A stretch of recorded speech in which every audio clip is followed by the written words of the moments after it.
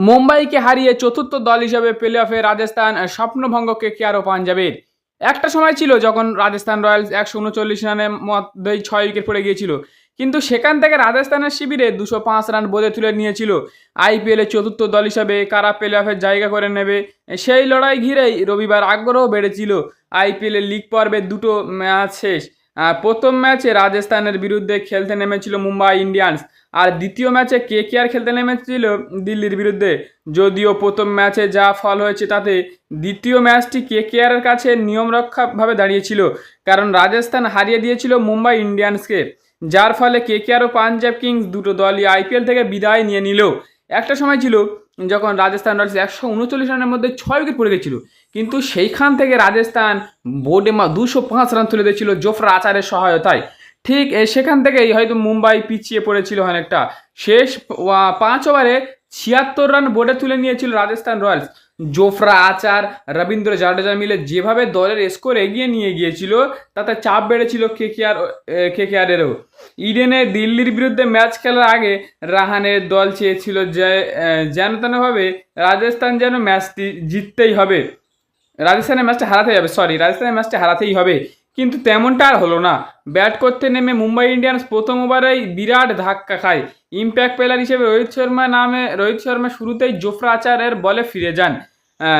পরে ব্যাটের কানায় লেগে 0 রানে আউট হন, প্যাভিলিয়নে ফিরে যায় রোহিত শর্মা। দ্রুত নামান্দির, তিলক বর্মাও ফেরেন, কেউই রান পাননি। এদিন কিছুটা লড়াই করেছিল সূর্যকুমার যাদব, তাও ওই লড়াই কোনো কাজে দিল না।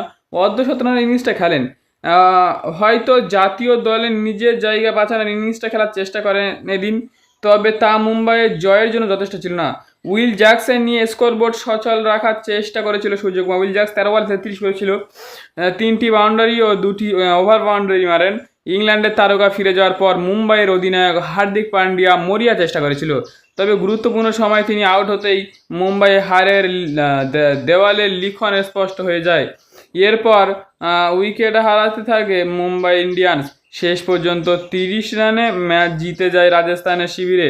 দলের হয়ে এদিন ব্যাট করেন জোফরা আচার, খুব সুন্দর খেলেন। প্রথমে ঝোড়ো ক্যামিওর পর বল হাতে 3 উইকেট তুলে নেন জোফরা আচার। গুরুত্বপূর্ণ পাওয়ার প্লেতে 3 উইকেট নেন তিনি।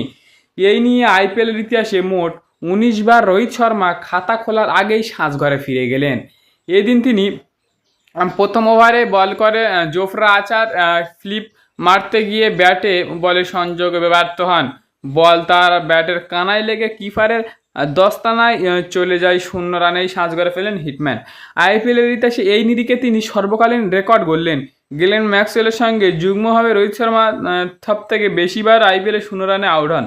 কেকেআরের বিরুদ্ধে শুরুটা দুর্দান্ত অর্ধশতরান নিয়ে দিয়ে করলেও চলতি মরশুমে 9 ম্যাচে 157.22 স্ট্রাইক রেটে 35.37 গড়ে 283 রান মরশুমে শেষ করেন। এদিন প্রথম ইনিংসে একটা সময় ছিল যখন রাজস্থান রয়্যালসের 139 রানের মধ্যে 6 উইকেট পড়ে গেছিল। সেখান থেকে রাজস্থান 205 রান কোনো রকমে করে। ঠিক সে সময়ই হয়তো মুম্বাই পিছিয়ে পড়েছিল। ইডেনে দিল্লির বিরুদ্ধে ম্যাচ খেলার আগে রাহানেরা চাচ্ছিল যাতে এই ম্যাচটা রাজস্থান হেরে যাক, কিন্তু এটা তো আর সিনেমা নাই, এটা হচ্ছে আইপিএল, এখানে সব কিছুই সম্ভব। এদিন সূর্যকুমারের লড়াকু ইনিংস 60 রান করেছিল, খেললেও তা কোনো কাজে দেয়নি। আর তারপরে উইল জ্যাকস ও হার্দিক পান্ডিয়া আগ্রাসী মুড নিয়ে খেলেছিল, তাও 20 ওভার উইকেটের বিনিময়ে টোটাল 175 রান মুম্বাই ইন্ডিয়ান্স হেরে গিয়েছিল।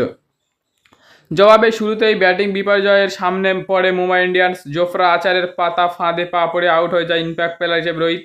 ওয়াপ ইম্প্যাক্টের কাছাকাছি 145 কিমি লেন্থ বলে সামান্য সুইং হয়, যা শরীর থেকে দূরে গিয়ে ড্রাইভ করতে গিয়ে তিনি ভুল করে বসেন হিটম্যান। ব্যাটের কানায় লেগে বল চলে যায় জুরেলের হাতে। 0 রানে ফিরে যান হয় তাকে এরপর নামান্দিরকে ফেরান ইংরেজ পেসার। তার আগুনের গতি সামনে তখন হরিকম্প অবস্থা মুম্বাইয়ের। এই সুযোগ নিয়ে রাজস্থানের অধিনায়ক পাওয়ার প্লেতেই টানা 3 ওভার বল করে কারিয়ে নিলেন আচারকে। রান পেলেন না তিলক বর্মা। ব্রিজেশ শর্মার বলে মাত্র 3 রানে বোল্ড হয়ে গিয়ে সাজঘরে ফেললেন তিনি। কালকে ম্যাচের ম্যান অফ দ্য ম্যাচ ভাই জোফরা আচার, কালকে জোফরা আচারকে ভাই ম্যান অফ দ্য ম্যাচ দেওয়া উচিত, দিয়েছে হয়তো, কিন্তু কাল জোফরা আচার ব্যাটে দেবে খুব সুন্দর পারি খেলেছেন, আগুন ঝরানো ব্যাট করেছেন এবং তার থেকেও ভালো বল করেছেন তিনি, দুটোতেই তিনি 100-তে 100। কাল